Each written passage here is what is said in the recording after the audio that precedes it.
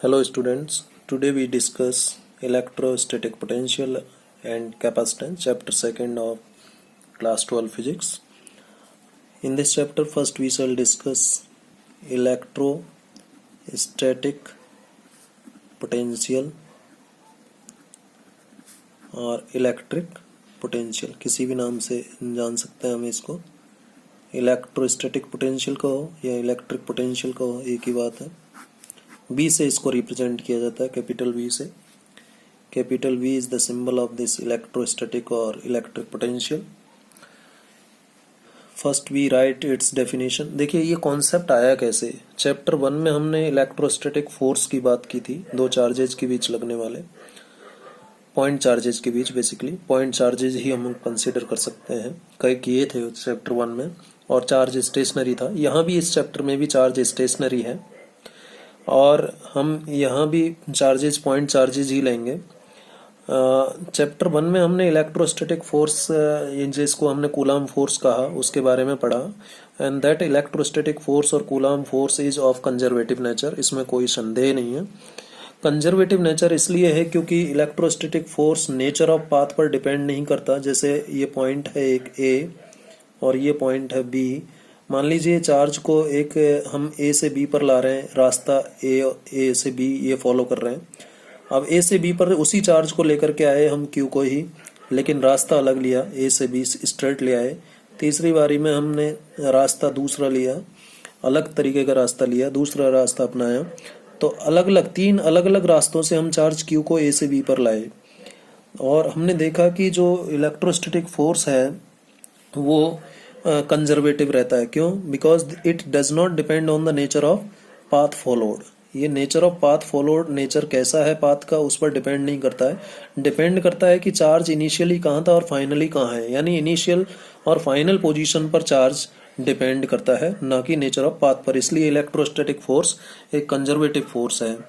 और यहाँ पर इलेक्ट्रिक पोटेंशियल की यदि हम बात कर रहे हैं तो इलेक्ट्रिक पोटेंशियल के केस में हम देखिए इसमें कहीं ना कहीं हम पोटेंशियल एनर्जी की भी बात करेंगे।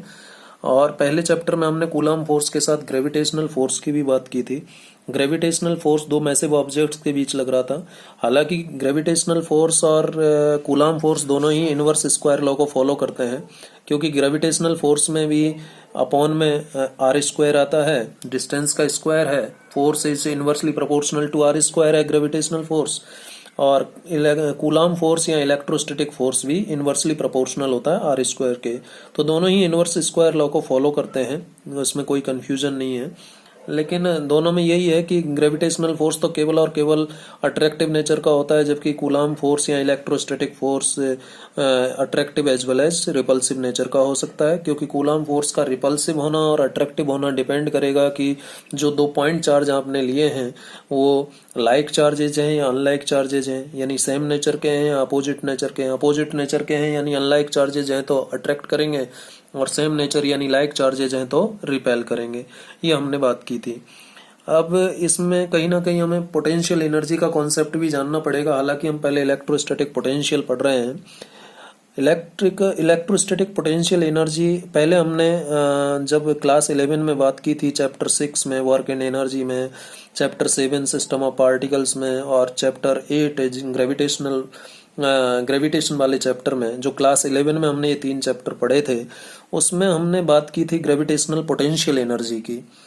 तो यहाँ पर हम ग्रेविटेशनल पोटेंशियल एनर्जी की बात नहीं करेंगे, इलेक्ट्रोस्टैटिक पोटेंशियल एनर्जी की बात करेंगे, क्योंकि वहां तो हम ग्रेविटेशनल फोर्स की बात कर रहे थे।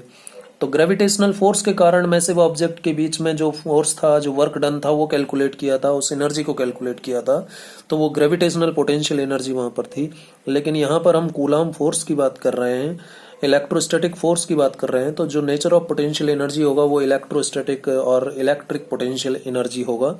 तो इलेक्ट्रिक पोटेंशियल एनर्जी और इलेक्ट्रोस्टैटिक पोटेंशियल एनर्जी को डिफाइन करने से पहले हमें इलेक्ट्रोस्टैटिक पोटेंशियल और इलेक्ट्रिक पोटेंशियल के बारे में जानना पड़ेगा। First we write its definition. It is the amount of work done, it is the amount of work done in carrying a charge।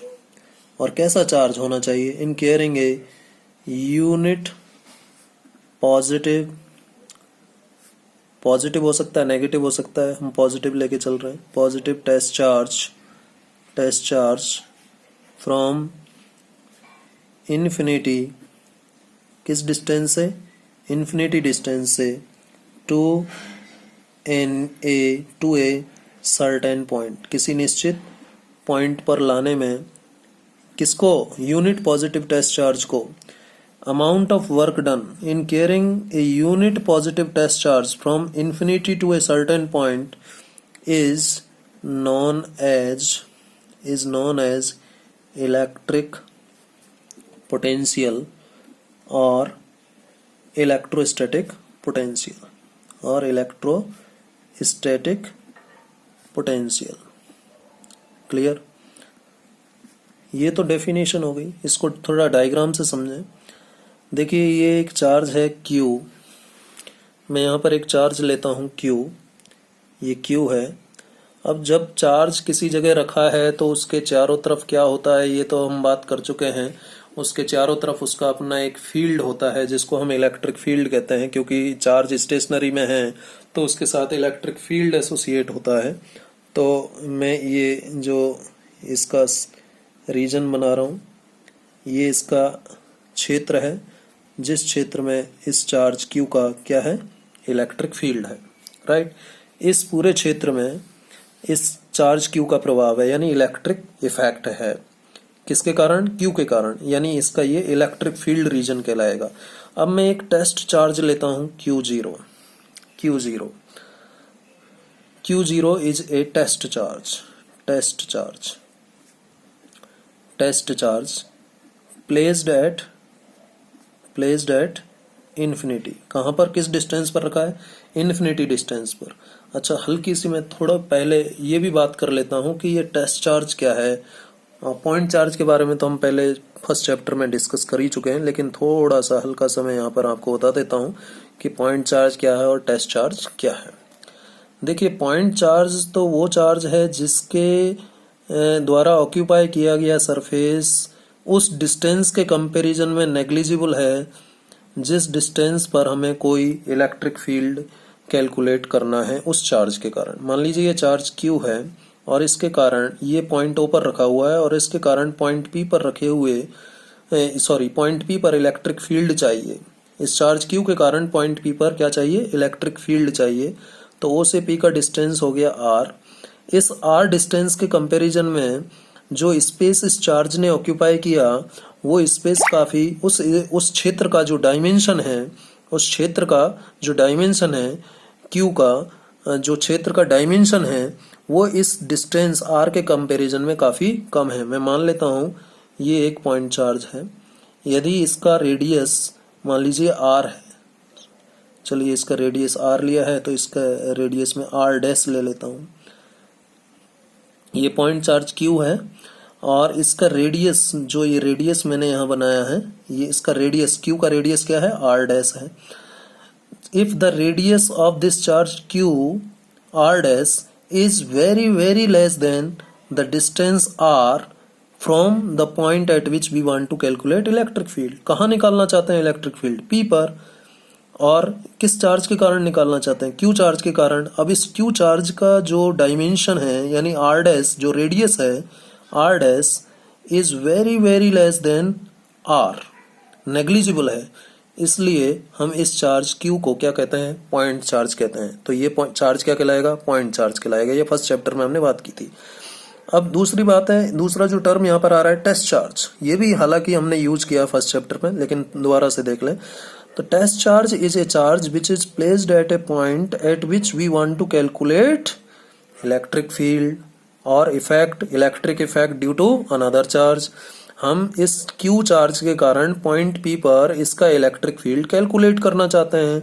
तो जिस जगह पर हम इलेक्ट्रिक फील्ड किसी चार्ज के कारण कैलकुलेट करना चाहते हैं उस जगह पर रखा हुआ जो दूसरा चार्ज हमने अज्यूम किया है, ये चार्ज जो Q0 है ये हमने अज्यूम किया है, जिसकी वैल्यू हम 1 ले लेते हैं, बाद में यूनिट वैल्यू ले लेते हैं।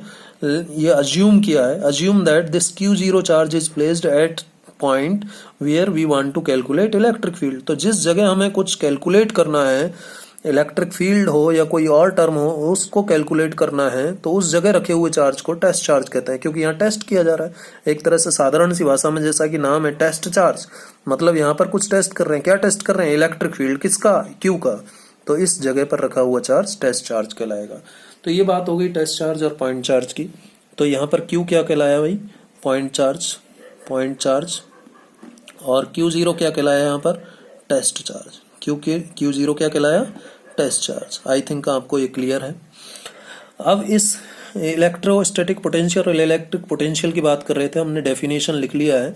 Amount of work done in carrying a unit positive test charge from infinity to a certain point is known as electric potential और इलेक्ट्रोस्टैटिक पोटेंशियल। और Q0 देखिए कहाँ रखा है? इन्फिनिटी पर। फ्रॉम इन्फिनिटी से इस चार्ज को ला रहे हैं हम, इस चार्ज को लाए यहाँ तक ले आए, ठीक है। यहाँ पॉइंट P मान लेता हूं मैं इसको, और ये Q चार्ज कहाँ रखा हुआ है? पॉइंट O पर, ठीक है। इस Q0 चार्ज को मैं इन्फिनिटी से कहाँ ले आया? पॉइंट P पर, जो कि कहाँ पर है भाई? इसकी बाउंड्री पर है। किसकी बाउंड्री पर है?